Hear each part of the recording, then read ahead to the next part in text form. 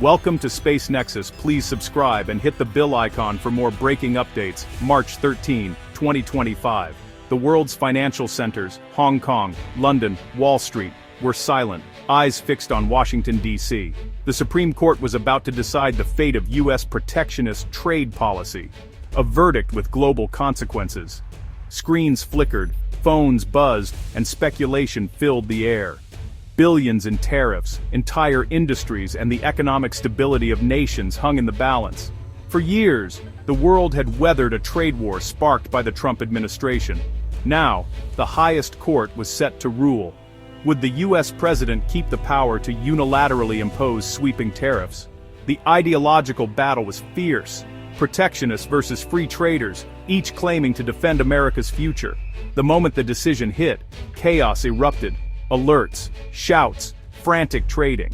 The Supreme Court, in a 6-3 decision, ruled the Trump-era tariffs exceeded presidential authority. The legal foundation for years of trade barriers was gone. For some, it was vindication. For others, a devastating blow. But for all, the rules had changed, and the world scrambled to understand what would come next. To grasp the Supreme Court's decision, we rewind to 2018, when the Trump administration upended U.S. trade policy. Claiming America was exploited by trading partners, the administration invoked Section 232 of the Trade Expansion Act, citing national security. Tariffs hit steel and aluminum, 25% and 10%, targeting even close allies. The rationale: protect vital industries for national defense. But soon, the focus shifted to China, accused of unfair practices and forced technology transfers. Tariffs escalated, covering $350 billion in Chinese goods. Retaliation was swift. China, the EU, and Canada imposed their own tariffs, hitting U.S. farmers and manufacturers. The trade war disrupted supply chains, sowed uncertainty, and sent shockwaves through the global economy. In 2024, the Trump administration doubled down, announcing a flat 10% tariff on all imports, citing the trade deficit as a national emergency under IEEPA. Critics called it executive overreach. Legal challenges mounted.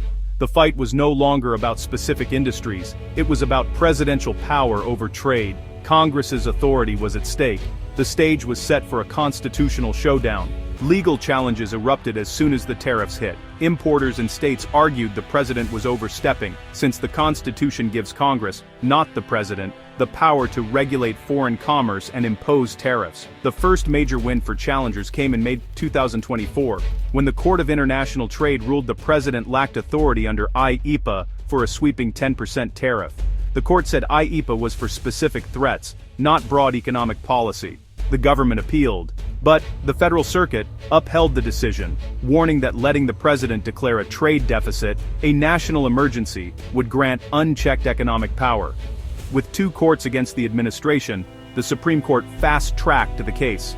Oral arguments in November 2024 drew global attention. Government lawyers argued for executive flexibility.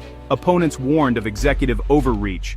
The justices probed the limits of presidential power. When arguments ended, the world waited. The stakes, the balance of power in American government, and the future of global trade.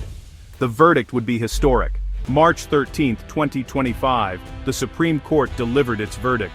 In a 6-3 decision, the court ruled the Trump administration had exceeded its legal authority. Chief Justice Roberts wrote, "The executive cannot unilaterally impose tariffs without clear congressional approval." The ruling struck down both Section 232 and IEEPA as justifications for broad tariffs.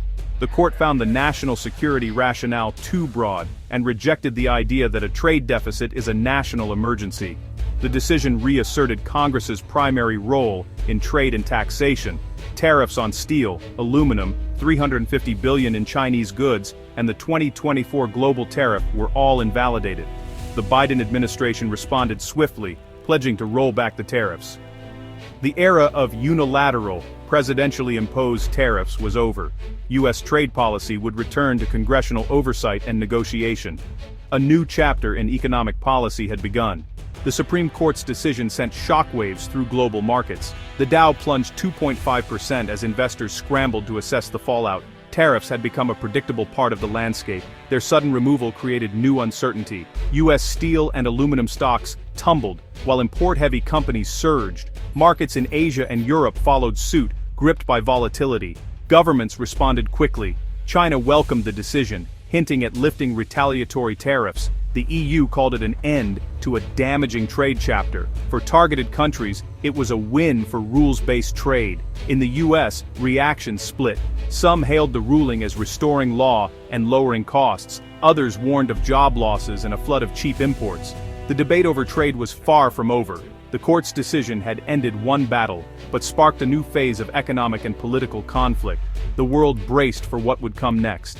The Supreme Court's reversal of tariffs created clear winners and losers. Immediate winners: U.S. companies relying on imports now facing lower costs. Consumers could see cheaper goods, from cars to electronics. But U.S. steel and aluminum industries, revived by tariffs, now faced renewed foreign competition and possible job losses.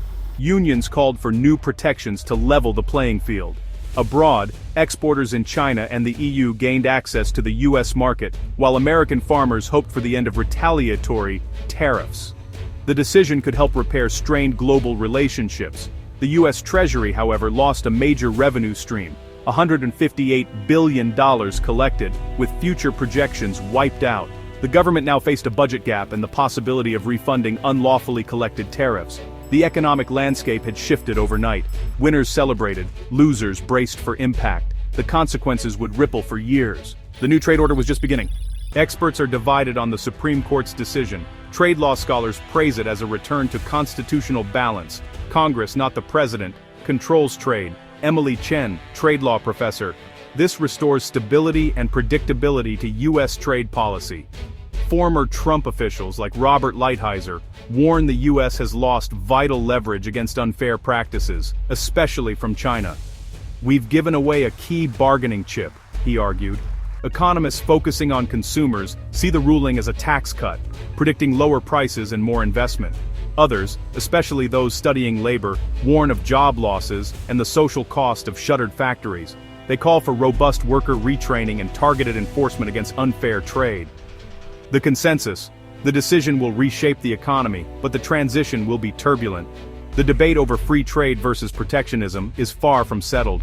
The next steps will define America's economic future. Legally, the Supreme Court's decision was clear, but unwinding years of tariffs is a logistical nightmare. Billions in tariffs were collected on millions of transactions. Supply chains were re-engineered. Businesses will demand refunds, potentially forcing the Treasury to return vast sums. Deciding who gets paid and how will be a bureaucratic challenge. Companies that moved production to avoid tariffs now face new uncertainty. Should they return to China, or will new tariffs emerge? The instability complicates long-term planning. Politically, the Biden administration must manage economic fallout and seize diplomatic opportunities. Congress may need to fund worker assistance and craft new targeted trade laws. The Supreme Court ended one trade war, but launched a new political and economic battle. The road ahead is anything but simple. The Supreme Court's ruling ends a turbulent era of U.S. trade policy. It reaffirms the rule of law and the separation of powers, signaling the end of unilateral presidential tariffs. The decision triggered market volatility and reshaped the landscape of winners and losers. Consumers and importers may benefit, but domestic producers face new threats. The debate over how to balance protection and free trade is far from over. The impact will touch daily life prices, jobs, and America's global relationships. Unwinding the tariffs will be complex, with demands for refunds and calls for new worker protections. The story is about more than trade. It's about how rules shape our interconnected world. As the U.S. pivots, the questions of fairness and prosperity remain. The answers will shape the world for generations to come.